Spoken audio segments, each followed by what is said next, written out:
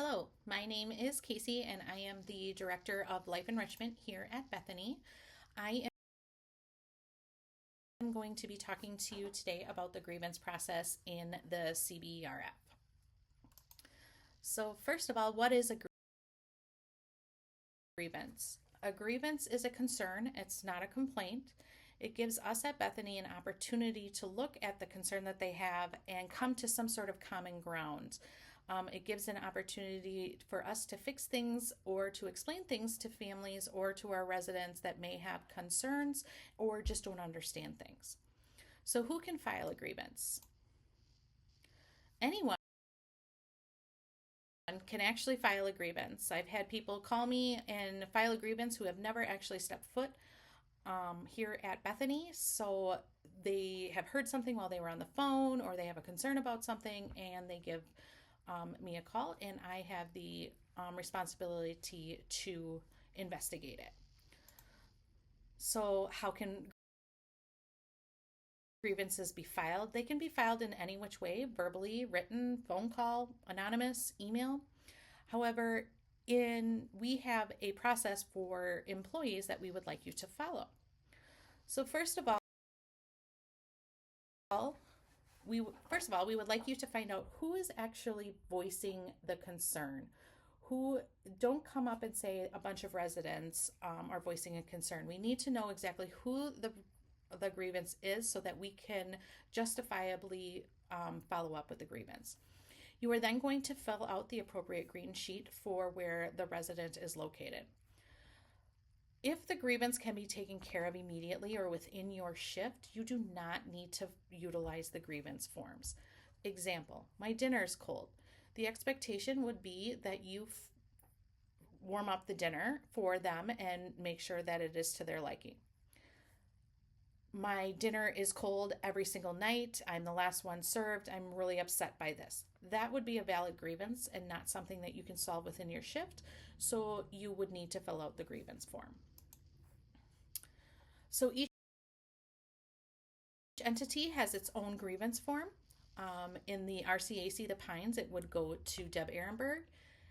In the nursing home, it comes to myself. And in the CBRF, which we were talking about for you guys, it would go to Kelly. Each one would have the appropriate logo on the top of the form, so you know which one area you would need to use. So we'll go through the grievance form a little bit. One, we want to know the resident's name, their room number, the date and time that you took the grievance, and then a detail of the grievance, giving us the nitty-gritty of kind of what the concern is. We also want to know what shift the grievance occurred on, so that we can help narrow things down, because oftentimes residents don't remember who the person was or didn't get a good look at them. We also want to know if the grievance meets the definition of abuse, neglect, or misappropriation. We'll go through this, but if you are marking yes to this, you should not be filling out the form. You should be contacting your appropriate supervisor and following our abuse process. You're then going to sign your name legibly if it is not caregiver conduct, and you are then going to give it to Kelly or Melissa, who are the supervisors in the CBRF. The next is the missing items form. Again, pretty simple. Resident name, room number, date that you took to the grievance. Be specific on the item lost. Don't just say Green Bay Packers shirt. Be specific as possible. Green Bay Packers shirt with Jordan Love's face on it. There are multitudes of different clothing that comes into this building, and we want to make sure that we're knowing exactly what we're looking for. You are then going to write the last time and date and location that it was seen. Because you are a new employee, our residents are going to take advantage and say, oh, I'm missing my blanket from Christmas. Make sure that you're using that reasonable time. You're not going to find something from Christmas that's been missing. But if it's within the last 2 weeks, I would definitely say fill out this form. But then you are going to look for this Jordan Love t-shirt like it is your car keys and your cell phone, because it is very, very important to our residents. So you're going to search all throughout their room, their closet, their drawers, garbage can, medication room, Maybe their next door neighbors, maybe it might be in their room, bedding, sheets, wheelchair. Again, you are going to search high and low for this Green Bay Packers shirt. If you are unable to find it, you are then going to reach out to housekeeping and laundry, specifically for those individuals that do get their laundry done by Bethany.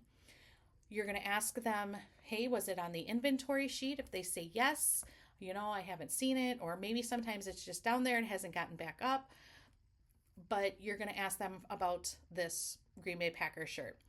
If they say, no, we haven't seen it in a while, or no, it's not down here, you are then going to move on to dietary and you're going to ask to speak to a manager. Why are we asking dietary for a shirt? Well, stranger things have happened. I've had pants show up in the food service area, but we're just really happy that the pants showed up. But what we're really truly looking for are glasses, teeth, hearing aids. I've had TV remotes, I've had cell phones. So we really want to reach out to them to see if they have seen anything. If they haven't seen the Green Bay Packers shirt, we're then going to reach out to family, because maybe family took it home. Maybe it was too small for their loved one. Maybe there was a stain in it. Something was going on with it. If you still have not located this missing item, you are then going to sign your name legibly and date and time it, and you are going to give it to Kelly. And Kelly is then going to follow up and look for this missing item. Attached typically or within the same vicinity is the caregiver misconduct chart. It goes through the 4 different types of misconduct. It gives you some simple definitions, and it also gives you some possible examples. It also conveniently has Shannon and my phone numbers located on the bottom. We would rather you call us to discuss if it's caregiver misconduct or if it's a grievance versus not doing anything at all. This is typically on a pink sheet of paper. On the back side of this is the resident to resident altercation flow sheet. This is used when we have resident to resident altercations to help us decide if we need to report it or not. It is really important to know that resident to resident altercations must be reported immediately, no matter how small or large. This includes verbal, hitting, slapping, or intimidation. This is a form of misconduct, and we must follow our abuse policy. This is a state reporting requirement.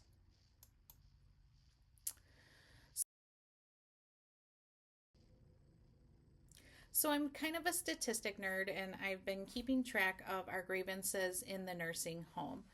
And one of the reasons I do this is because I want to see if there's any trends and to see where we maybe can improve some processes.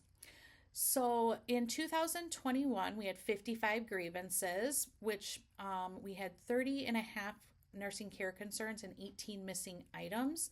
The half comes where it shared a grievance with another department. So these are the 2 areas in which I would expect the most grievances to be in because of just care concerns and then missing items.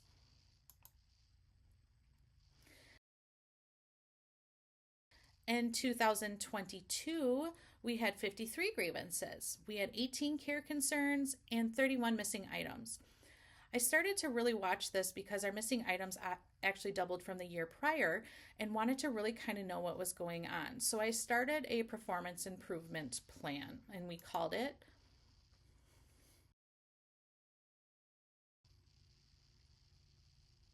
the Blue Bag Project.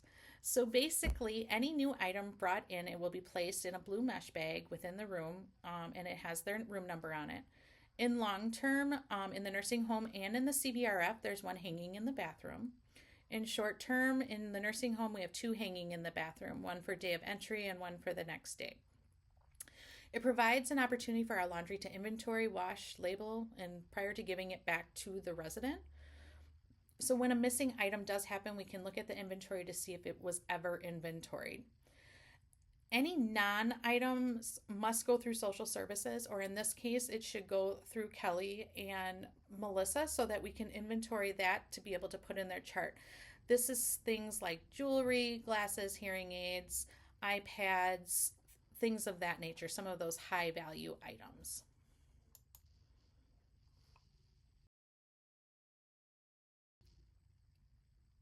So in 2023, we had started the Blue Bag Project, And as you can see, our missing items drastically dropped. We ended up with only 32 grievances that year, and nursing care concerns being 13 and missing items being 18 and a half. Instead of just looking at the grievances, I started to look at the ratio of resident days per missing item or per grievance. So we went, for every grievance that we had, it was 1.3 grievance per resident day.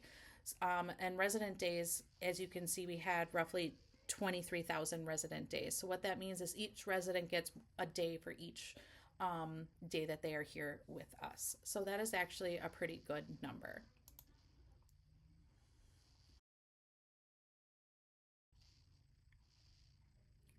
In 2024, we ended up with 58 grievances, which is 24.5 grievances in nursing care concerns and 32 missing items. Again, I want to stress that our census went up in the nursing homes, so our resident days increased, which ultimately means that potentially more grievances. So we ended up with grievances of being 2.2 grievances per resident day, which is a little bit higher, but still not overly high or a huge concern at this time.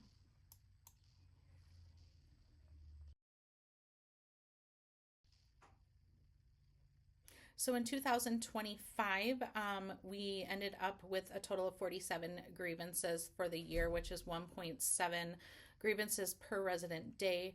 For the missing items, we ended up solving 19 of them, which means that those items were located, but we did have 22 that were still missing, that we were never able to find, which those numbers are still very low, and I was pretty happy with that. So the blue bag process is working, and we really do encourage you guys to please use it, because it does help us with finding those items and seeing if they were ever in house. So it's important to note that our job is to ensure that our residents and families are satisfied. We should turn in grievances promptly so they can be reviewed and resolved appropriately. We should do everything to look for missing items. Again, think of it as your cell phone or even your keys. If something is missing but it is found, please let Kelly or myself know, so that we can make sure that we are we're resolving the items that need to be done.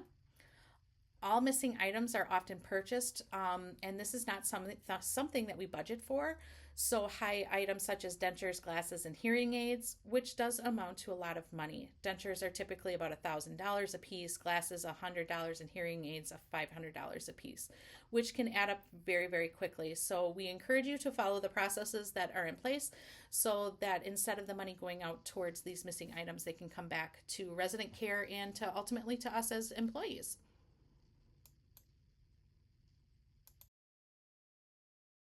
Any questions, you can definitely reach out to myself, or you can reach out to Kelly or Melissa, and we would be happy to help you with any of the grievances process.